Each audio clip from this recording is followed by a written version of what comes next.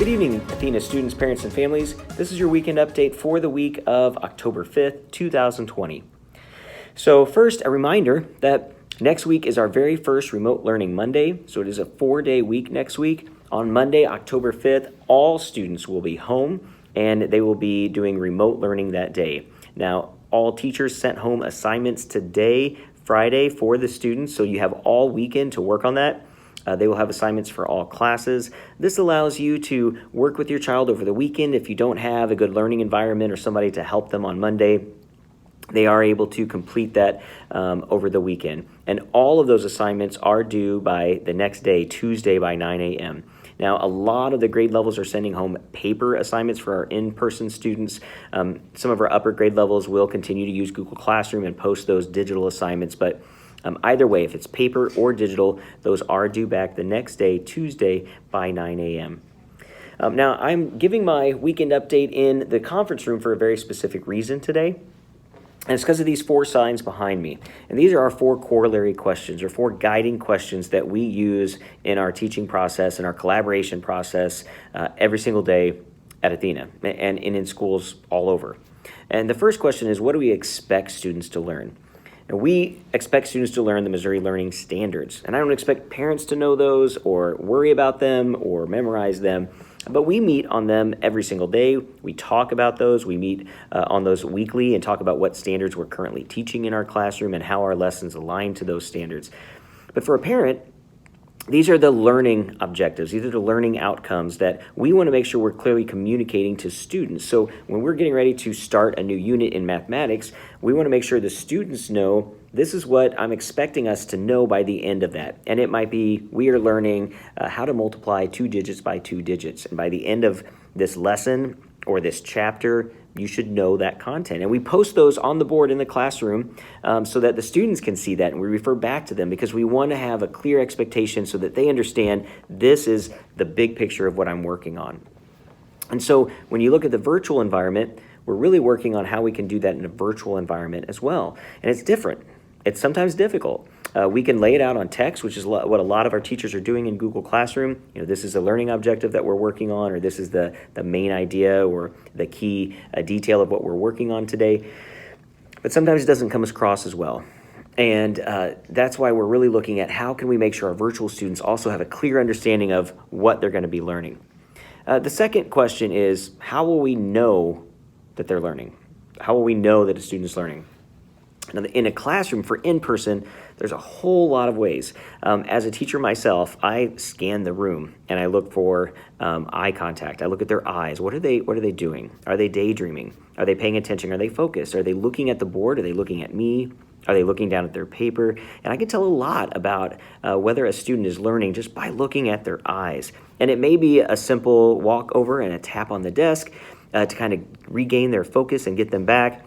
I also ask questions. We talk a lot about instruction needs to be a conversation. And so if it's been 2 to 3 minutes and I've been the only one talking, then I'm doing something wrong because I need to be getting feedback from the students just like I'm giving feedback to them. So how do we know they're learning? Feedback. The feedback that I'm giving them and the feedback that they're giving me. Feedback also comes in work. So work that they're doing in class. If we're working through problems together, I can go around and look at the work that they're doing and see, are they doing it correctly? Do they have some misconceptions? Is there somewhere that they're getting it wrong? I have formative assessment, so I might have homework that they're turning in or a quick check, 5-question check to see, do they understand the lesson that we did today? And that gives me information and feedback on whether they're learning, whether they're getting it or not. And then I have tests, I have assessments, so chapter tests and bigger assessments to see did they really get the big picture that we were working on as we worked through this in increments. And so in my phone call last night, that was a big piece of what I was talking about is the feedback. If there are students that aren't turning in, and it's not every one of our students, and I did not mean for that to come across that way. We have so many students that are turning things in and that are working, and they may have D's and F's because they're just really struggling, and that's something that we're working on, and I'll talk about in our next question. But if I do have students that aren't turning things in or just refusing to turn things in, then I'm not getting that feedback, and I don't know if they're learning because I can't see what's going on in their head and how they're processing the information. And so that's a very important question on what we do. Now, in a virtual environment, for that second question, it's very different. I can't scan eyes as easily on a computer as I can in a classroom. Sometimes if they have their camera off, I can't see their eyes at all. I don't even know if they're by the computer. If they're rolling around or noisy or there's other things going on, it's hard for me to know, are they getting it? Are they understanding it? When we're going through a problem in class, I may not be able to see them actually writing it out. If I don't do a live stream and I'm posting assignments and doing it, I don't ever even get to see them do the assignment. I just get the end result of what they did. So that's another missing piece, and that makes it more difficult. It's not that it's not doable, but it does make it more difficult in a virtual environment. And so we're continuously brainstorming and looking for ideas of how we can gather more feedback from our virtual students to really understand how they are learning in that process. Because our goal is we want to catch it early. If a student doesn't understand something, the earlier we can identify it, catch it, the faster we can get to question number 3. And question number 3 is, how do we respond when they don't learn? So there are a plethora of interventions that we use.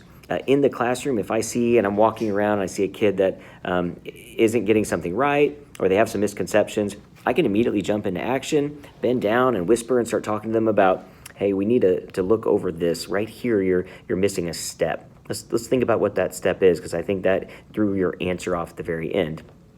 Or, you're really missing a lot of periods, punctuation. Are we writing sentences that we should be writing for our grade level? It gives me a chance to immediately intervene. We may pull students back individually and conference with them. If I see that their homework is coming back and they're really struggling, or they're missing some things, I'm going to have a conversation with them. If I see that their test results are not where they should be, I'm going to have a conversation with them, or I'm going to talk to the whole class if it's everybody not doing well, and we may go back and do some reteaching. We may go back and review a lot of that again. I may even give that same assessment again. I may pull a small group. This small group is struggling with the same skill. They're all struggling with that skill. I might pull another small group from that same class because they're struggling with a different skill.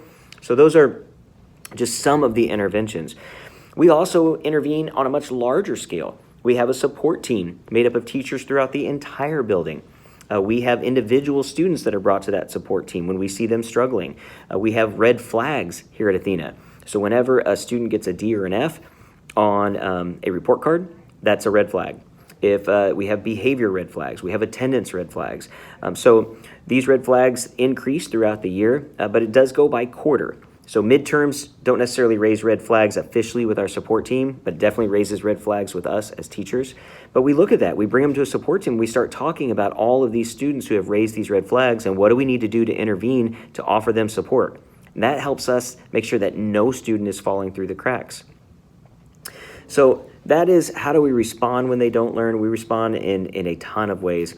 And some of those ways might even be a phone call by me just to say, hey, let's make sure we're all on the same page and make sure that our kids are doing everything they can to learn. And that final question is, how do we respond when they already know it? And we have a lot of smart kids at Athena.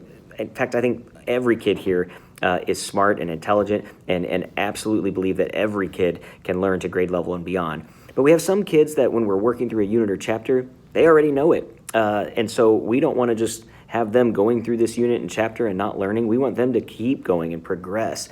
And so just like we intervene for the students that don't know it, we bring them back in a small group and we work on skills that are beyond where we are and push them on. We make sure that we give them opportunities to advance what they're doing, read higher level books, to work on mathematics that's building on those foundations that they already knew. So that's an important piece as well. So these are the guiding questions. These are the things that we look at every single day. And we do have very strong support systems in place. We do have very good interventions in place.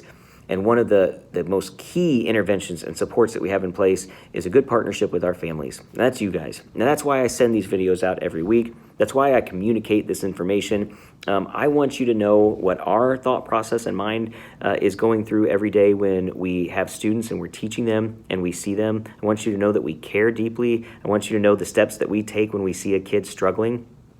And what we want to do to make sure that we can turn them around and get them back on track. I want you to know the celebrations that we have when students do get it, when students are turning struggles around and overcoming obstacles. We love that celebration more than anything. because it's important. When we work together, this school can accomplish anything. Our children can accomplish anything. And I want to see our students be successful, each and every one of them. My heart wants every kid to be beyond successful, grade level and beyond. And so I know our teachers feel the same way. I know you feel the same way as a parent. And us continuing to communicate and put these things together and work together to make that happen is what's going to make that success possible. All right, so I hope you have a great weekend. You have your first Remote Monday learning assignments home with you now. So hopefully you can go over those and work with them. And if you have any questions, please reach out. We also have the Dragon Help Desk. It will be available on Monday, so you can always reach out to that Dragon Help Desk if you have any tech issues, and we'll work through this together. Have a great weekend, and we will see you next week.